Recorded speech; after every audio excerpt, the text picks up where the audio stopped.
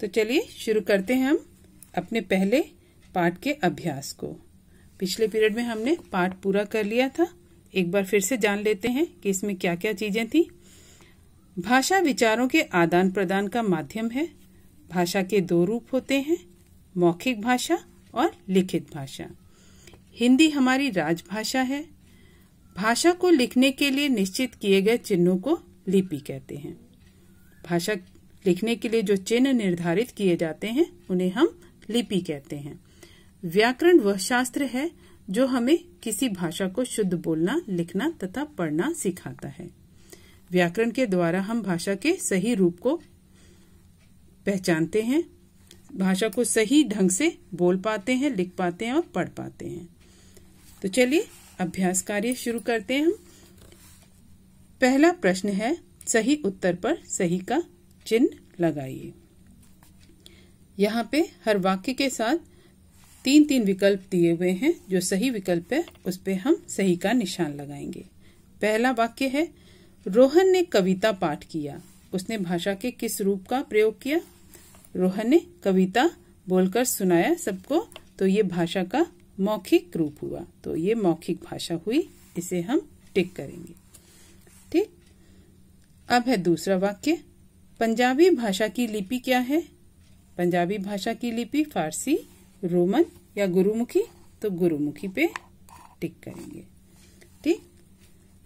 किस भाषा की लिपि देवनागरी है? संस्कृत, मराठी या दोनों की? तो दोनों भाषा की लिपि देवनागरी है। हिंदी भाषा की भी लिपि देवनागरी ही है। ठीक है। अब है अगला प्रश्न, चित्र देखकर भाषा के सही रूप पर गोला लगाइए। यहाँ पे चित्र दिए हुए हैं और यहाँ पर भाषा भी नीचे दी हुई है। आपको चित्रों द्वारा पता करना है ये कौन सी भाषा है या भाषा का कौन सा रूप है।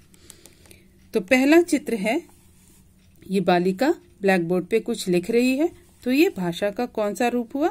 लिखित रूप। तो इस पे हम इस तरह से गोला लगा देंगे। अब दूसरे चित्र में ये बालिका कुछ बोलकर सबको सुना रही है, तो ये मुख से बोल रही है, तो ये कौन सी भाषा हुई? मौखिक भाषा। मौखिक भाषा पे हम इस तरह से सर्कल करेंगे। ठीक है। अब है तीसरा चित्र। तीसरे चित्र में यहाँ पे अंपायर संकेत द्वारा बता रहा है कि जो बैट्समैन है उसने 6 रन मार दिए। तो यहाँ पर हम सांकेतिक भाषा पर सर्कल करेंगे। ये बता रहा है कि 6 रन चले गए हैं।